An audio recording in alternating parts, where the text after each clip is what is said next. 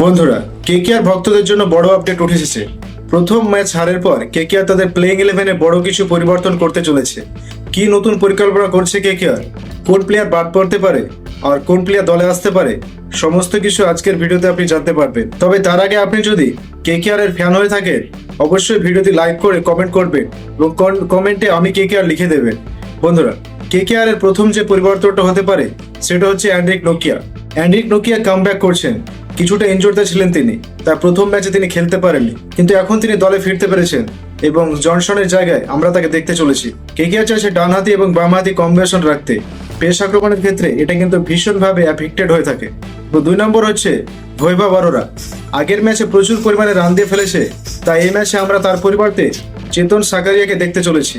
KKR চাইবে একজন কার্যকরী প্রেসার রাখতে, যিনি কেকেআরকে প্রথম ওভারে কিছু উইকেট তুলে দিতে পারবে। 1 থেকে 6 ওভারের মধ্যে যদি তারা উইকেট তুলে দিতে পারে, তাহলে একটা ভালো পজিশনে কেকেআর চলে যাবে।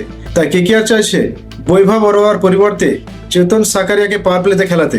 এরপর যদি ব্যাটিং এর পরিবর্তন বলি, কেকেআর ব্যাটিং অর্ডারে কিছু সমস্যা দেখা দিয়েছে।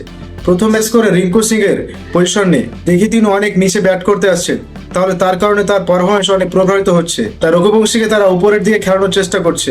2 অথবা 3-এ আসতে পারেন। অজিঙ্কা রাহানে এক প্রেস কনফারেন্সে বলেছেন, রঘুবংশীকে আমরা 2 থেকে 3 নম্বরে খেলানোর চেষ্টা করছি। এই কিছু পরিবর্তন কেকেআর প্লেইং 11-এ আমরা রাজস্থানের বিরুদ্ধে দেখতে পারি। তাছাড়া বন্ধুরা, আরেকটা প্রশ্ন আপনাদের কাছে আমি জানতে চাই, অনেক ক্রিকেটার বিশেষজ্ঞ বলছে কেকেআর এবার প্লে অফে পৌঁছতে পারবে না। তাতে আপনার মতামত কি, সেটা অবশ্যই কমেন্টে জানাবেন।